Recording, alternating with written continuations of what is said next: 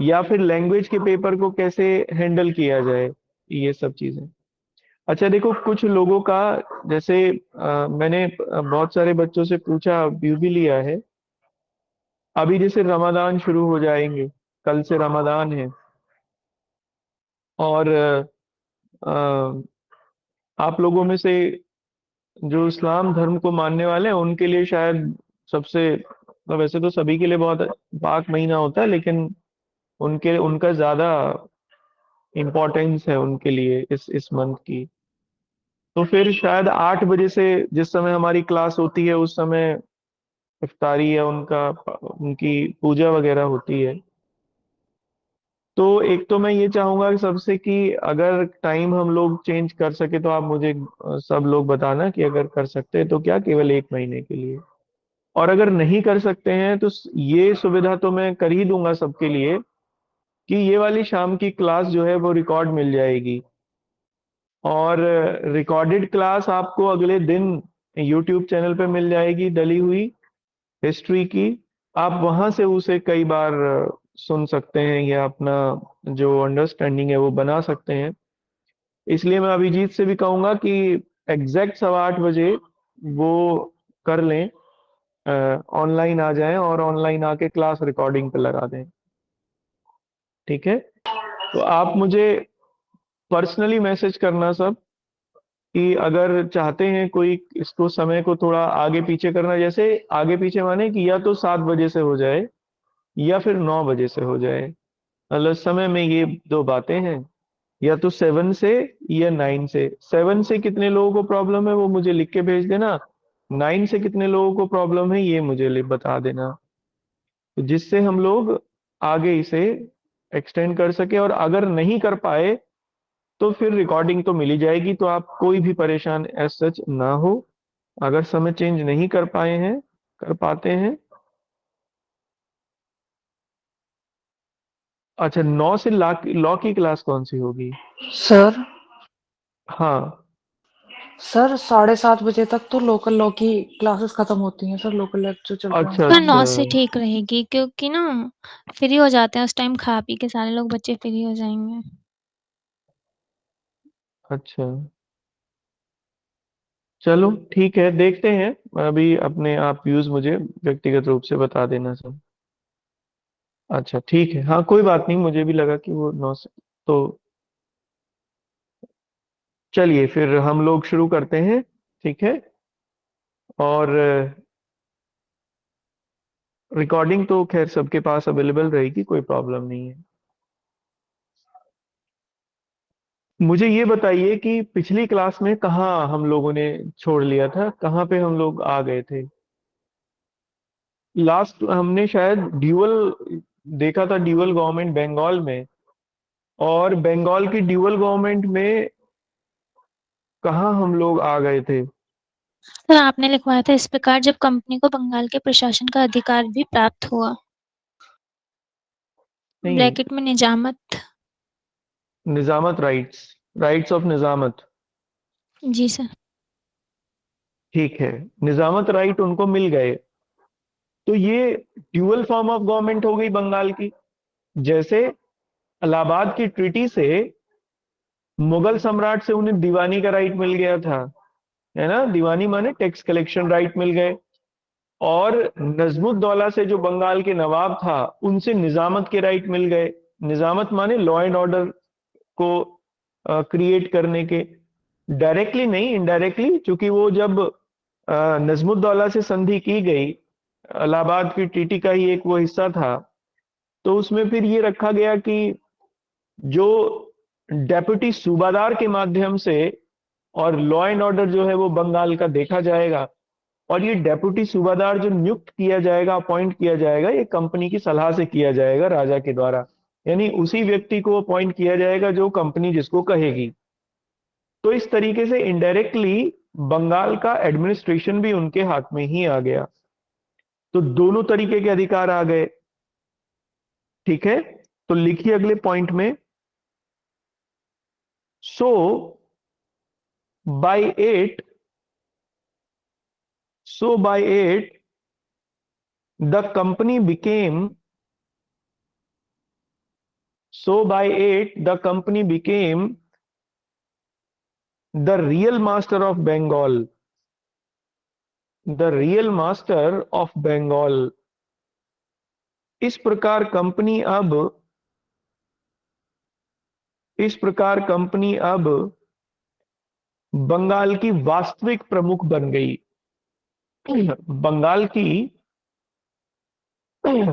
वास्तविक प्रमुख बन गई।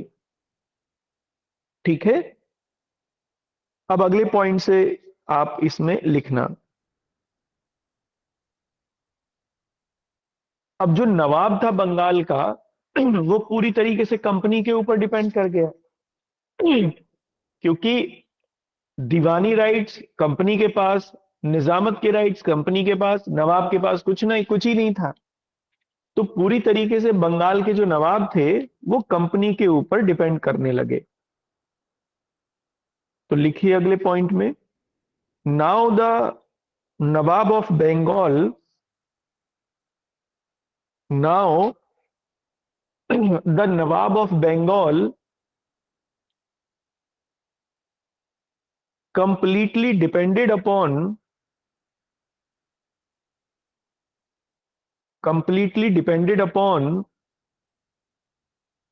the British, completely depended upon the British। इस प्रकार बंगाल का नवाब, इस प्रकार बंगाल का नवाब अब पूरी तरह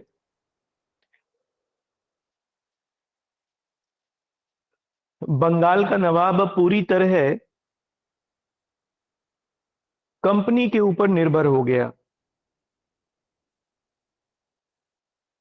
कंटिन्यूएशन में लिखना कैसे, as Diwan, as Diwani rights, ऐसा लिखना, as Diwani rights company directly collected revenue, company directly collected revenues. दीवानी अधिकारों के तहत, दीवानी अधिकारों के तहत कंपनी, दीवानी अधिकारों के तहत कंपनी सीधे तौर पर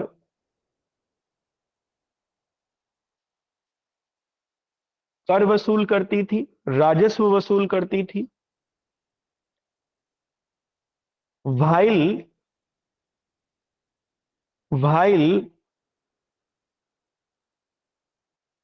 through the right to nominate, while through the right to nominate, through the right to nominate deputy subadar, while through the right to nominate deputy subadar,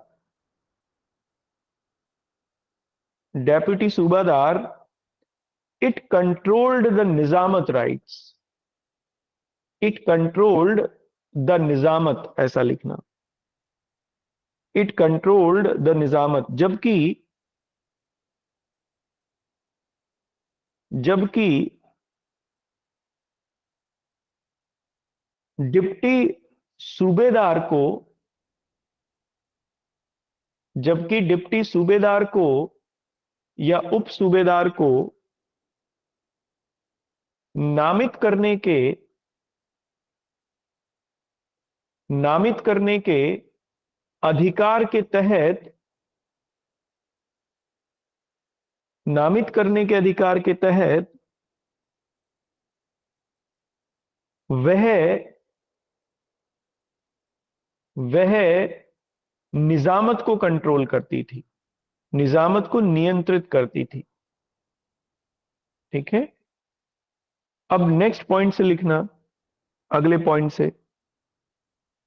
अब देखो इससे ये हुआ कि रिस्पॉन्सिबिलिटी जो थी बंगाल की जनता की वो किसी ने नहीं ली, क्योंकि वो किसी के भी हाथ में नहीं रही। अंग्रेजों को सबसे ज्यादा लाभ हुआ, मलाई उनके हाथ में आ गई, मलाई माने रेवेन्यू, और जिम्मेदारी उनकी कुछ नहीं थी।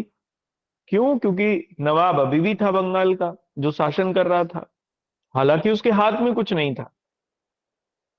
तो जनता को तो दिखता था कि नवाब का शासन है, पर इन रियल टर्म्स नवाब का शासन नहीं था, शासन था अंग्रेजों का। इसलिए अंग्रेजों को इससे, ड्यूअल गवर्नमेंट से सबसे ज्यादा लाभ हुआ। उनके पास पावर थी, अब सब कुछ था बंगाल का, लेकिन रेस्पॉन्सिबिलिटी कुछ नहीं थी, कोई उत्तरदायित्व उनका नहीं था। उत्तरदायित्व किसका था? नवाब का था। नवाब फंस गया, अब जनता की सुध लेने वाला कोई नहीं था। इसलिए 1770 में बंगाल में भयानक अकाल पड़ा, 1770 में। और ये कहते हैं कि लगभग 1.5 करोड़ लोग मारे गए उस अकाल में, बंगाल में ही। बंगाल की आधी से ज्यादा आबादी समाप्त हो गई थी उस फेमाइन से। और उसका कारण यही था कि बंगाल से ड्रेन ऑफ वेल्थ जो थी वो जानी शुरू हो गई थी। क्योंकि जो बंगाल से रेवेन्यू होता था, अब कंपनी इंग्लैंड से पैसा लेके नहीं आती थी सामान खरीदने के लिए भारत से, बल्कि जो यहां पर रेवेन्यू कलेक्ट करते थे वो बंगाल से, उसी से, यहीं से सामान खरीद के ले जाते थे इंग्लैंड। ऐसे में भारत में कुछ नहीं आता था लौट कर, यहां से अब बाहर जाने लगा सब कुछ। इसी को कहते हैं हम लोग drain of wealth Bengal. Bengal से ड्रेन ऑफ वेल्थ की शुरुआत हुई, ड्रेन ऑफ वेल्थ के बाहर जाने की शुरुआत हुई। ठीक है, तो लिखिए इस बात को यहां पर अगले पॉइंट से।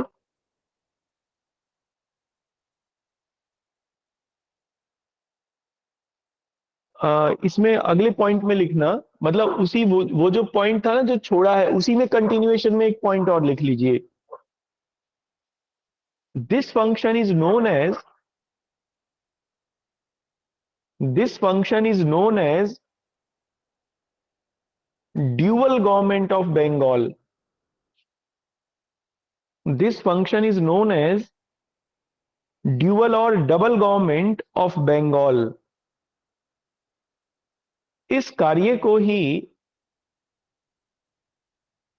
इस कार्य को ही बंगाल में द्वैध सरकार के नाम से जानते हैं, या द्वैध शासन के नाम से जानते हैं। द्वैध सरकार अथवा द्वैध शासन के नाम से जाना जाता है। And it was started by, and it was started by Robert Clive. तथा यह,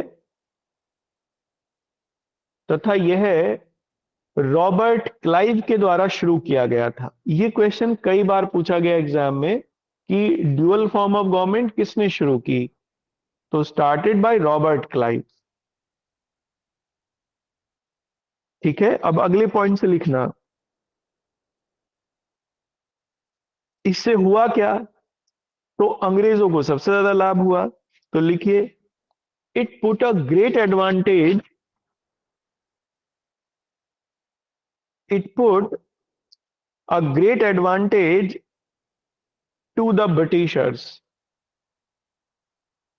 it put a great advantage to the Britishers. इसने अंग्रेजों को अत्यधिक लाभ पहुंचाया। कैसे? कंटिन्यूएशन में लिखना, they had power, they had power without responsibility, without responsibility. चूंकि उनके पास शक्ति थी, चूंकि उनके पास शक्ति थी बिना किसी उत्तरदायित्व के। ठीक है, अब इसका कॉन्सिक्वेंस क्या हुआ? कॉन्सिक्वेंस इसका यह हुआ कि बंगाल की जनता की ओर देखने वाला कोई नहीं था। अब वही सबसे ज्यादा लुटे पिटे व्यक्ति थे। तो लिखिए, but the consequences but the consequences of this dual system but the consequences of this dual system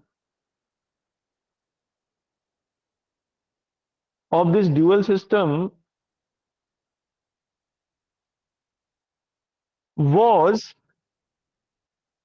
disastrous for, बल्कि was की जगह were होगा, were disastrous for the pupil of Bengal, disastrous for the pupil of Bengal। परंतु इस द्वैध शासन के परंतु इस द्वैध शासन के परिणाम परंतु इस द्वैध शासन के परिणाम बंगाल की जनता के लिए बंगाल की जनता के लिए विनाशकारी हुए। Neither the company and nor the नवाब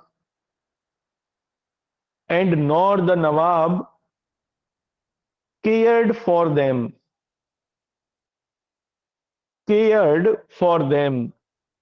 अब ना तो कंपनी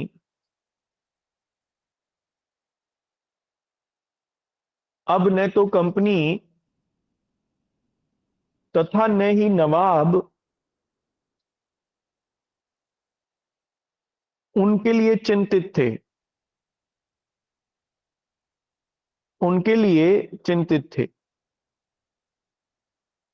ठीक है, अगले पॉइंट से लिखना।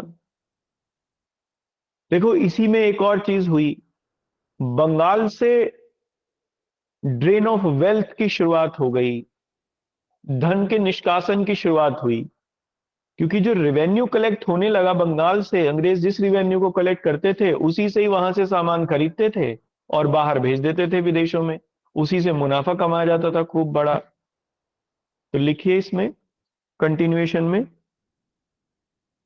अगले पॉइंट से लिखना, now the drain of wealth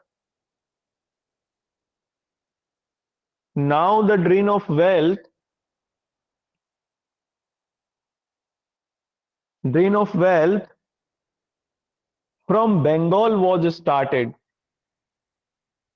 Now drain of wealth from Bengal was started। अब बंगाल से धन के निष्कासन की शुरुआत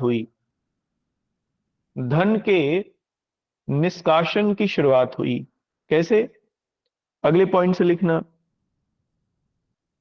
द कंपनी स्टॉप्ड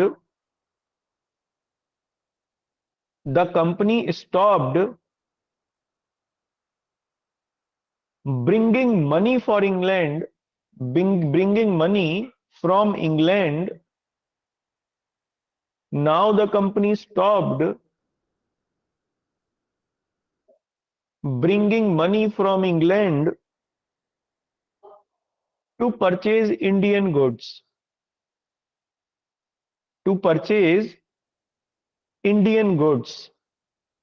अब कंपनी ने भारत से सामान खरीदने के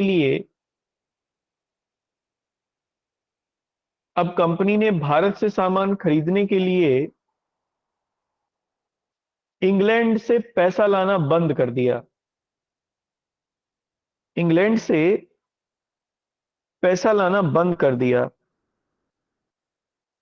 instead of it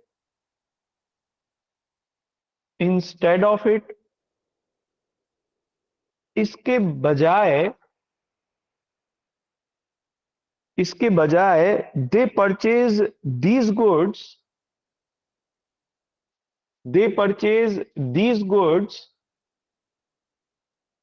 from the revenues of the Bengal. From the revenues of the Bengal. इसके बजाय वे इस सामान को इस सामान को बंगाल के राजस्व से खरीदने लगे। And making a huge profit and making a huge profit after soldering them abroad after solding them abroad। तथा उसे विदेशों में बेचकर तथा उसे विदेशों में बेचकर खूब धन कमाने लगे। खूब धन कमाने लगे। ठीक है। अब अगले पॉइंट से लिखना। अब इस सब का दुष्परिणाम क्या हुआ, रिजल्ट क्या हुआ? तो फेमाइन के रूप में सामने आया, अकाल के रूप में। 1770 में भयानक अकाल पड़ा बंगाल में। तो लिखिए, so the abuse of this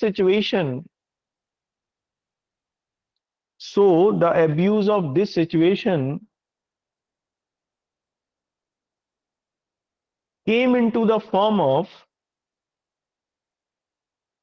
came into the form of huge famine in Bengal। came into the form of huge famine in Bengal। इस परिस्थिति के दुष्परिणाम इस परिस्थिति के दुष्परिणाम के कारण इस परिस्थिति के दुष्परिणाम के कारण बंगाल में भयानक अकाल पड़ा। बंगाल में भयानक अकाल पड़ा। In this famine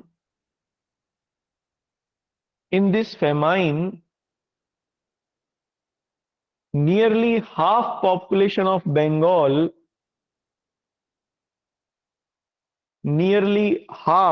population of Bengal was perished।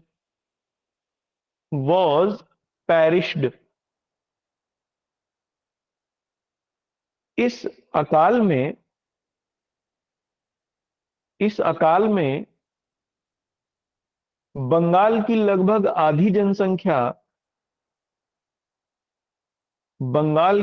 आधी जनसंख्या समाप्त हो गई। ठीक है। अब वैसे तो देखो, फेमाइन जो हुआ वो अकाल पड़ा बारिश की कमी की वजह से। मतलब उसकी जो शुरुआत हुई वो थी बारिश का ना होना, मॉनसून का फेल हो जाना। लेकिन जनता की कोई सुध लेने वाला नहीं था, इसलिए ये और भयानक हो गया। बारिश हुई नहीं, फसल पैदा नहीं हुई, खाने पीने के लिए कुछ था नहीं। ना ब्रिटिश गवर्नमेंट ने और ना बंगाल के नवाब ने लोगों के खाने पीने का कोई इंतजाम किया, ना पशुओं के खाने पीने का कोई इंतजाम किया। लोग मरने लगे, महामारी फैल गई और लोग मारे गए। तो वैसे तो फेमाइन शुरू हुआ रेन की फेलियर की वजह से, लेकिन ये विभीषिका के रूप में कन्वर्ट हो गया नेग्लिजेंस की वजह से, गवर्नमेंट के नेग्लिजेंस की वजह से। तो इस बात को भी यहां पर एक लिख लीजिए आप। Although the famine was although the famine was due to the failure of rains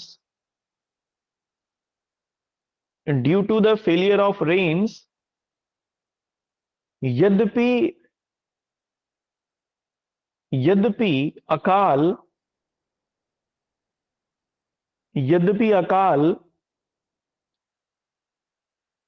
monsoon की असफलता से शुरू हुआ, मॉनसून की असफलता से शुरू हुआ, but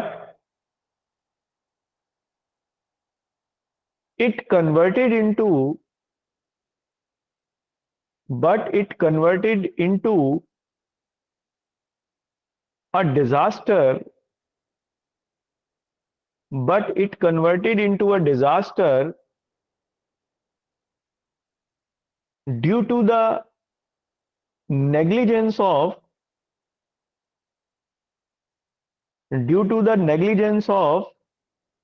the government, due to the negligence of the government. परंतु यह परंतु यह सरकार की अनदेखी के कारण परंतु यह सरकार की अनदेखी के कारण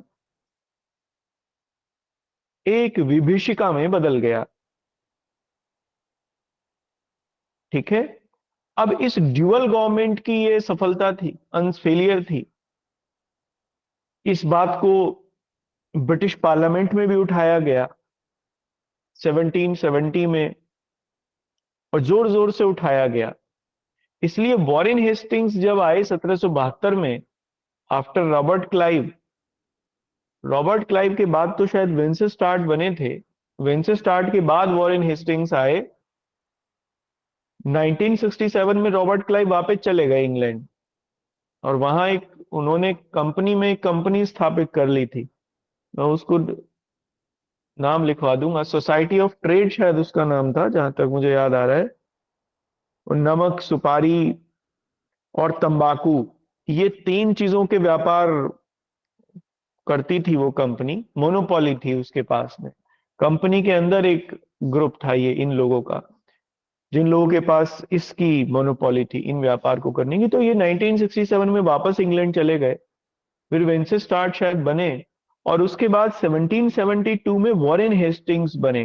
वॉरेन हेस्टिंग्स इंडिया आए, तो उन्होंने सबसे पहले आके इस ड्यूअल गवर्नमेंट को ही समाप्त किया। कैसे? बंगाल के नवाब को हटा दिया बिल्कुल, और कंपनी ने सारे का सारा सरकार का जो शासन का जो रिस्पॉन्सिबिलिटी थी वो खुद ले ली। इस तरीके से जो ड्यूअल गवर्नमेंट था वो समाप्त हुआ। तो स्टार्ट किसने किया? रॉबर्ट क्लाइव ने। और खत्म किसने किया? वॉरेन हेस्टिंग्स ने। कई बार पूछा है ये एग्जाम में। तो लिखिए अगले पॉइंट में, this dual government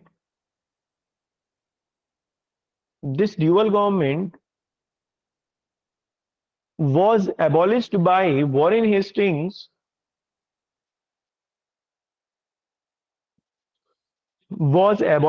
Warren Hastings in 1772.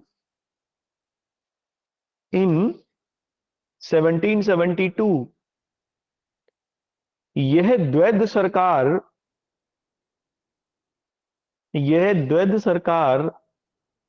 1772 ईस्वी में 1772 ईस्वी में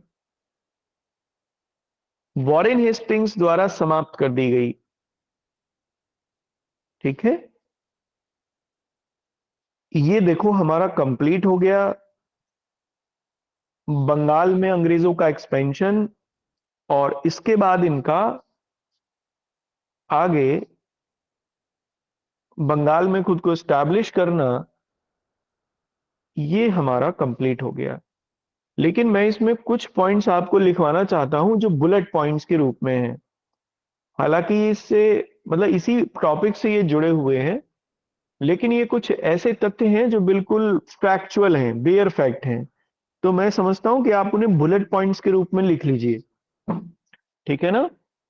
तो फिर हमारा ये कंप्लीट हो जाएगा, और फिर आप इसके पूरे क्वेश्चंस लगा सकते हो बंगाल में अंग्रेजों के।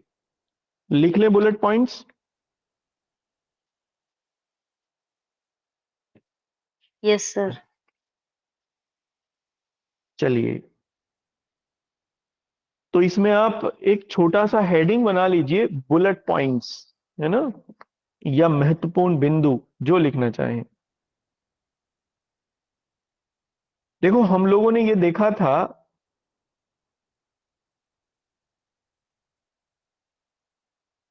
मीर कासिम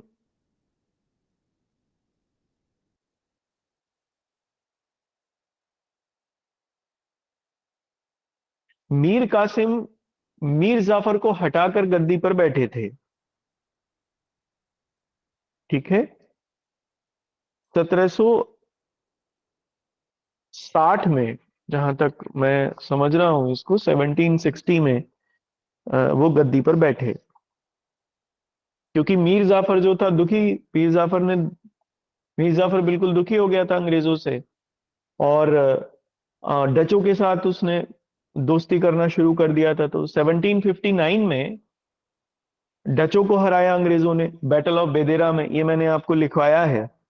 और उसके बाद उन्होंने मीर जाफर को गद्दी से उतार के और मीर कासिम को बंगाल का नवाब बनाया। इसे हिस्ट्री में बंगाल की दूसरी क्रांति के नाम से जानते हैं, second revolution of Bengal. First revolution है जब मीर जाफर को गद्दी पर बैठाया गया,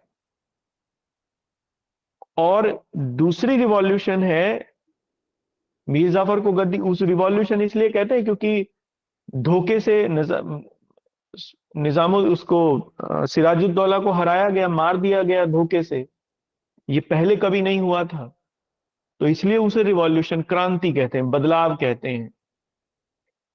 और दूसरी क्रांति ये थी कि मीर जाफर को हटाकर उसके महल पे कब्जा कर लिया गया और मीर कासिम को गद्दी पर बैठाया गया।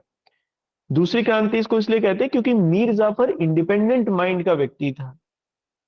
तो अंग्रेजों ने एक अपने पिछलग्गू को हटाकर एक इंडिपेंडेंट माइंड के व्यक्ति को गद्दी पर बैठाया, ये सोच के कि ये ठीक शासन चलाएगा।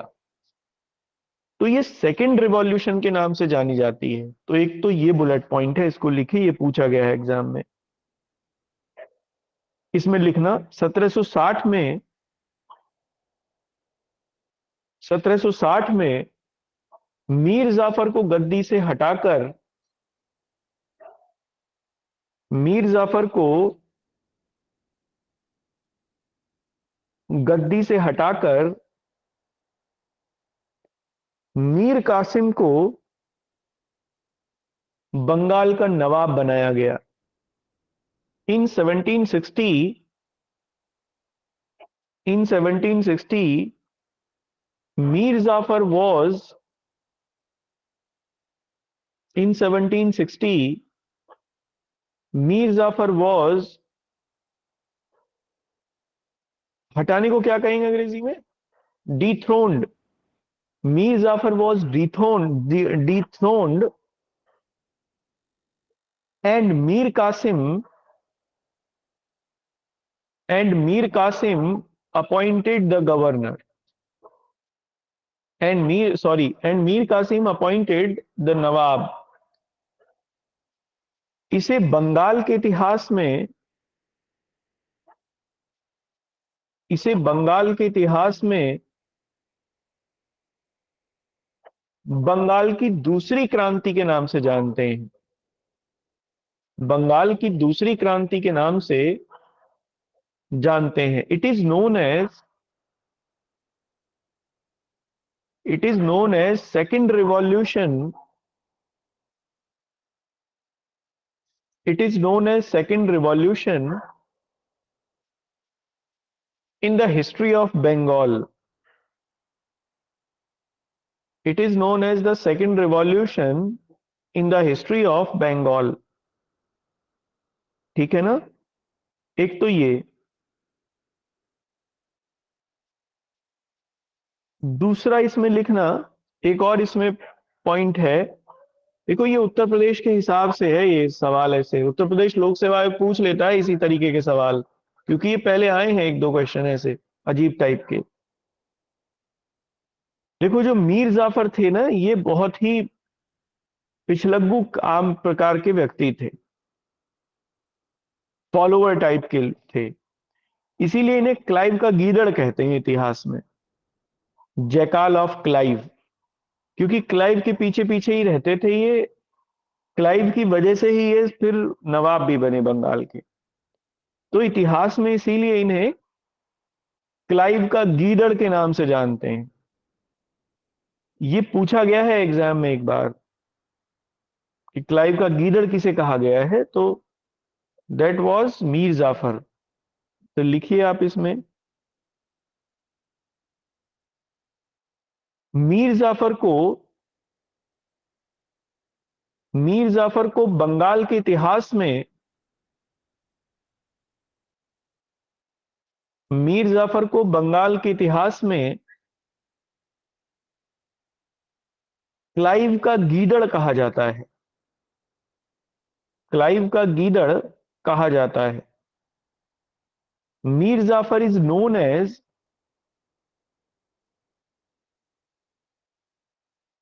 Mir Jafar is known as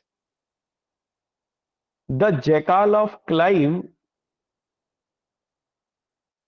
jackal of Clive in the history of Bengal.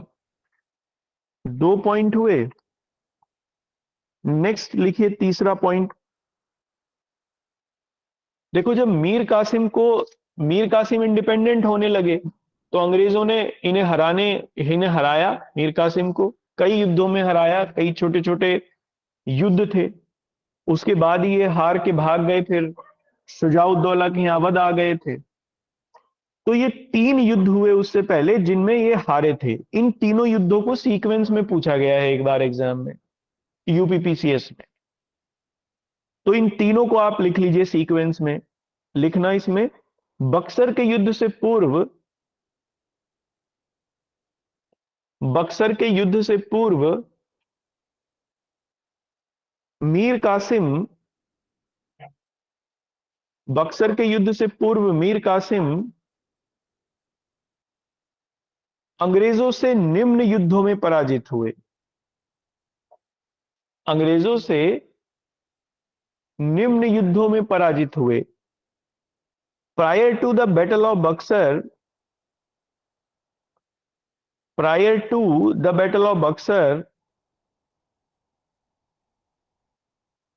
Mir Kasim was defeated Mir Qasim was defeated in these wars by the Britishers। पहला लिखना इसमें, कटवा का युद्ध, बैटल ऑफ कटवा, बैटल ऑफ कटुआ, KATUA, बैटल ऑफ कटवा। ठीक है ना। अब ये सीक्वेंस में है, ये 9 जुलाई को हुआ, फिर सितंबर में, फिर दिसंबर में। दूसरा लिखिए गिरिया का युद्ध, ये आया है एग्जाम में। गिरिया, GIRIYA, गिरिया का युद्ध, बैटल ऑफ गिरिया, ये पूछी गई है। ठीक है ना। और तीसरा लिखिए उदनाला का युद्ध, उदनाला, उदय नाला भी कहते हैं, उदनाला भी कहते हैं। उदनाला, UDNALA, उदनाला का युद्ध, उदनाला वॉर। इन तीनों में हार गए थे ये। उसके बाद फिर ये भाग गए बनारस, यानी अवध में आ गए ये मीर कासिम। और फिर यहां इन्होंने एक अलायंस बनाया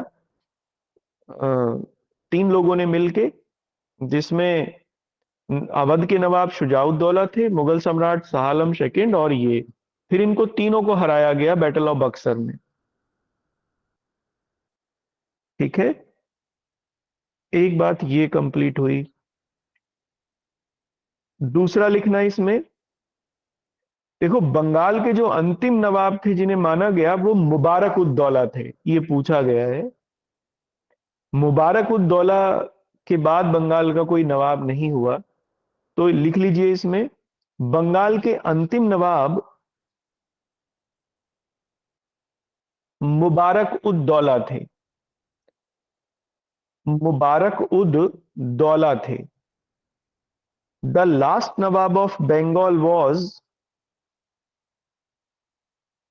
the last nawab of Bengal was Mubarak ud Daula.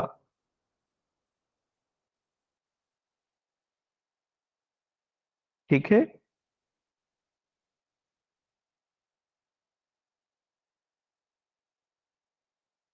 Next लिखना इसी में नोट में ही,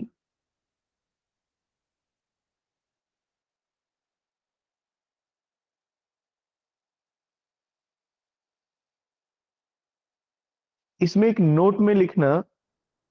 देखो, जब ये 1770 का मैंने फेमाइन आपको बताया, 1770 का जब ये पड़ा बंगाल में, उस समय बंगाल के जो नवाब थे वो कर्टियर थे। कर्टियस भी कहते हैं इन्हें, कर्टियर भी कहते हैं,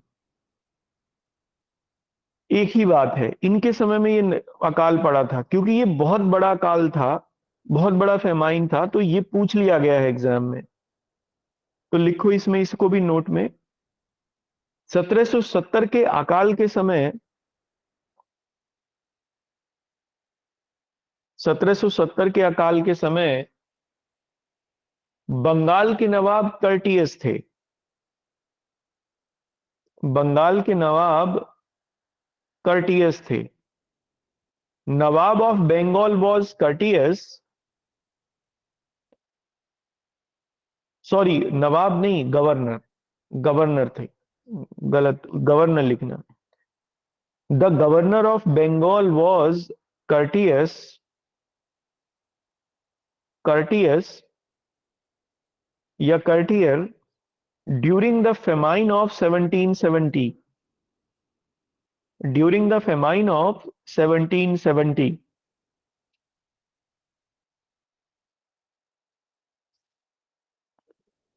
ठीक है। और इसमें अंतिम बिंदु लिखना, हो सकता है एक आध और हो, लेकिन शायद अंतिम है ये। देखो, वापस दोबारा जो ये इंग्लैंड गए क्लाइव, वो 1767 में गए, 1767 में। ये पूछा गया है एग्जाम में। और वहां जब गए तो इनकी ब्रिटिश सरकार ने इन्हें लॉर्ड की उपाधि से सम्मानित किया वहां, जबकि इनका जीवन शुरू हुआ ईस्ट इंडिया कंपनी में क्लर्क से, लेकिन बाद में देखो लॉर्ड की उपाधि इन्हें दी गई।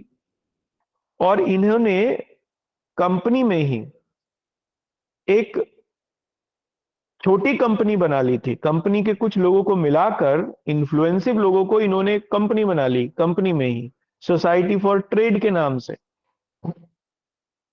और कंपनी ने इस सोसाइटी को मोनोपोलिस्टिक राइट दिए तीन चीजों के, नमक, सुपारी और तंबाकू। ये लोग ही व्यापार कर सकते थे इसका भारत से। तो ये दो बातें लिखिए इसमें लिखना। रॉबर्ट क्लाइव 1767 ईस्वी में, 1767 ईस्वी में, 1767, 1767 ईस्वी में इंग्लैंड वापस गए, इंग्लैंड वापस गए। Robert Clive went to England,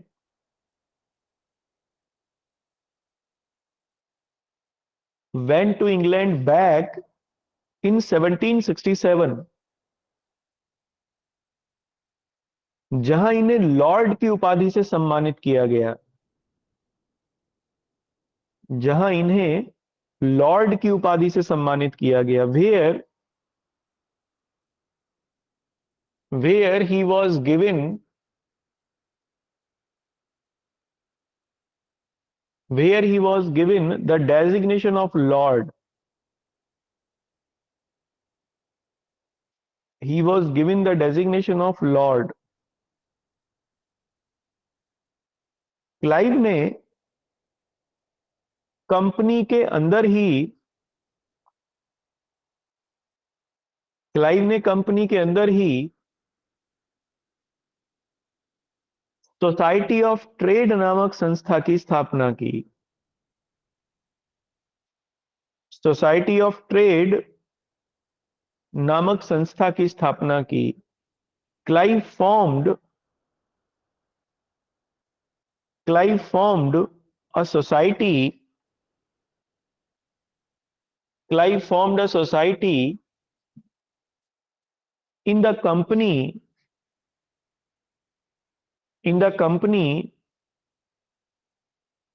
named Society of Trade, named Society of Trade। इस सोसाइटी के पास इस सोसाइटी के पास कंपनी का इस सोसाइटी के पास कंपनी के अंदर, ऐसा लिखना, इस सोसाइटी के पास कंपनी के अंदर नमक, सुपारी तथा तंबाकू पर एकाधिकार था। तंबाकू के व्यापार पर, ऐसा लिखना, तंबाकू के व्यापार पर एकाधिकार था। This society has monopoly rights this society has monopoly rights of trade monopoly rights of trade off salt. सुपारी को कुछ कहते हैं ना, कटेचू, ना ना, कत्था कहते हैं शायद उसे। तो सुपारी को क्या कहते हैं अंग्रेजी में?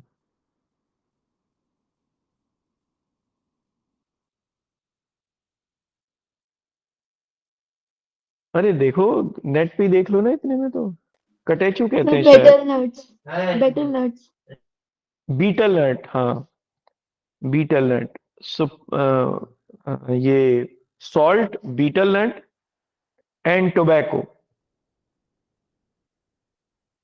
ठीक है। ये आपका कंप्लीट हो गया।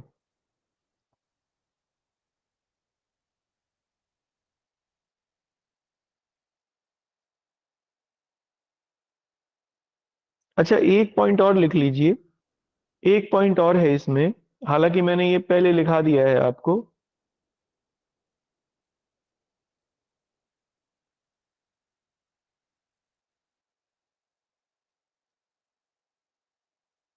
एक, ये दो हैं, दो पॉइंट इसमें, एक तो मैंने लिखा दिया है आपको, दोनों लिख लो आप। देखो, जब प्लासी का बैटल हुआ उस समय आलमगीर थे, आलमगीर सेकंड थे भारत के, मुगल सम्राट जो थे, आलमगीर सेकंड थे। तो लिख लीजिए इसमें, प्लासी के युद्ध के समय Mughal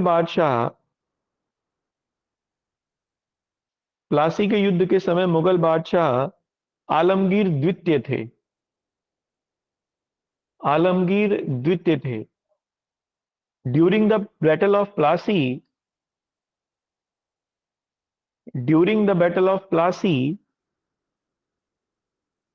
Alamgir second was the Mughal emperor, ठीक है।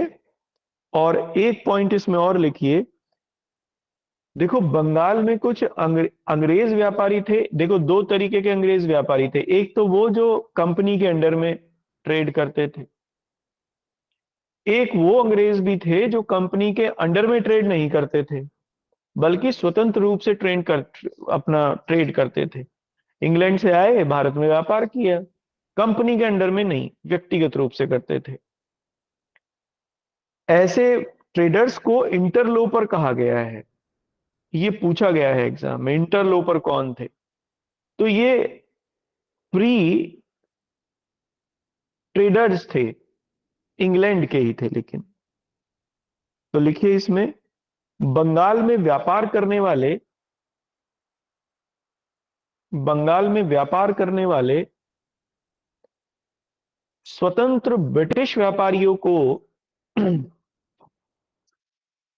बंगाल में व्यापार करने वाले स्वतंत्र ब्रिटिश व्यापारियों को इंटरलोपर कहा गया है, इंटरलोपर कहा गया है।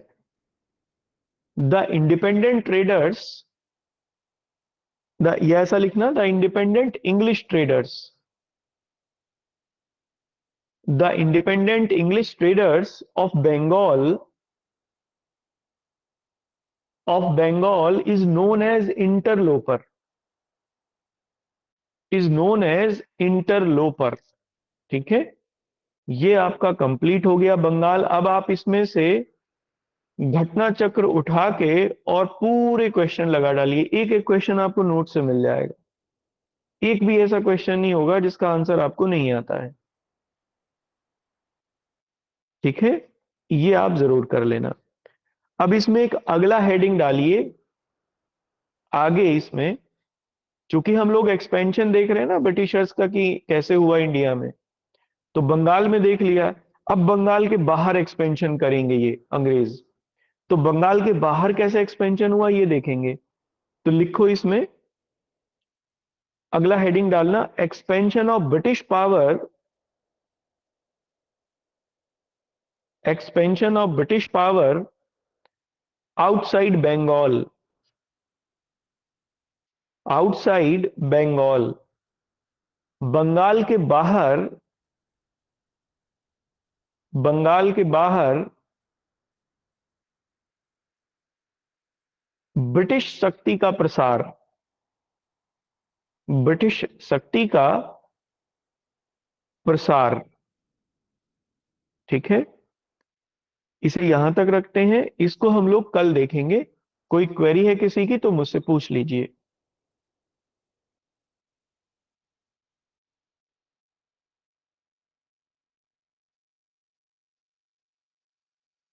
चलिए ठीक है, फिर कल मिलते सर हैं। आपने हाँ जो जी, 3 बैटल्स लिखवाई है उनका ईयर क्या है? 7063 है तीनों का, ईयर ठीक है एक ही सर। है। एक जुलाई में हुई, एक सितंबर में हुई, एक दिसंबर में हुई। पहली जुलाई, दूसरी सितंबर, तीसरी दिसंबर। इसमें गिरिया पूछी गई है, गिरिया का युद्ध सीक्वेंस में आया है ये। हाँ, इसमें लिख लो आप 1763 है ये, क्योंकि उन्होंने क्या किया है, 3-4 बैटल दे दी हैं अलग अलग टाइम की, और कहा इन्हें सीक्वेंस में लगाइए। तो सर ईयर एक बार 1760, बोल रिपीट कर दीजिए। 1763 है, 1763 है तीनों का। सर कौन सा? अच्छा मंथ है तीनों इनका, कितने? हाँ तीनों 1763 में ही है। एक सबसे पहली जुलाई में, एक सितंबर में बीच वाली, और तीसरी जो है वो दिसंबर में है तीनों, लेकिन इसमें 63 में ही, 1763 में। ये बक्सर से पहली तीनों इंपॉर्टेंट बैटल्स हैं, इनमें गिरिया पूछी गई है सीक्वेंस में। प्लासी, गिरिया, बक्सर, एक और चौथी उन्होंने दी थी, शायद वो थी औरंगजेब वाली, धर्मत वर्मत का कोई युद्ध था वो जो दिया था, ऐसे करके सीक्वेंस में उन्होंने पूछा है, किसे सीक्वेंस में लगाइए। ठीक है, चलिए फिर मिलते हैं कल सुबह। Okay, thank you.